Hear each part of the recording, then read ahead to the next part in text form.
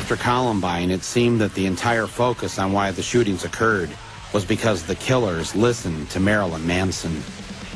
2 years after Columbine, Manson finally returned to Denver. The Ozfest at Mile High Stadium brings shock rocker Marilyn Manson to Denver tomorrow. There were protests from the religious right. But I thought I'd go and talk with him myself. When I was a kid growing up, music was the escape. That's the only thing that had no judgments. You know, you can put on a record and it's not going to yell at you for dressing the way you do. It's going to make you feel better about it.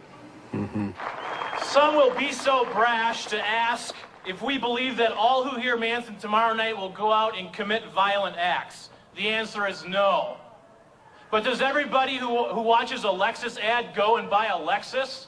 No, but a few do. I definitely can see why they would pick me, because I think it's easy to throw my face on a TV, because I'm, in the end, sort of a poster boy for fear, because I represent what everyone's afraid of, because I do and say what I want.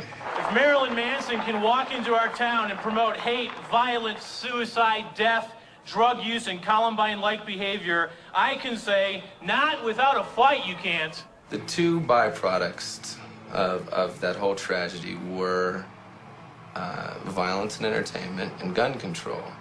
And how perfect that was the two things that we were going to talk about with the upcoming election. And also then we forgot about Monica Lewinsky, and we forgot about the president was shooting bombs overseas, yet I'm a bad guy because I've sang some rock and roll songs. And who's a bigger influence, the president or Marilyn Manson?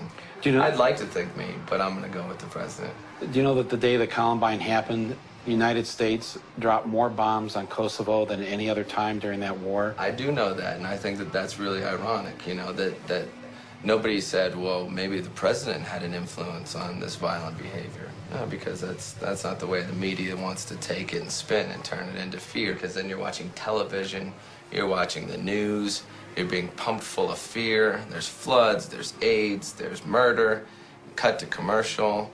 Buy the Acura, buy the Colgate. If you have bad breath, they're not going to talk to you. If you got pimples, the girl's not going to fuck you. And it's just this, it's a campaign of fear and consumption.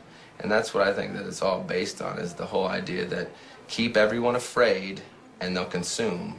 And that's really as simple as it can be boiled down to. Right. If you were to talk directly to the kids at Columbine or the people in that community, what would you say to them if they were here right now?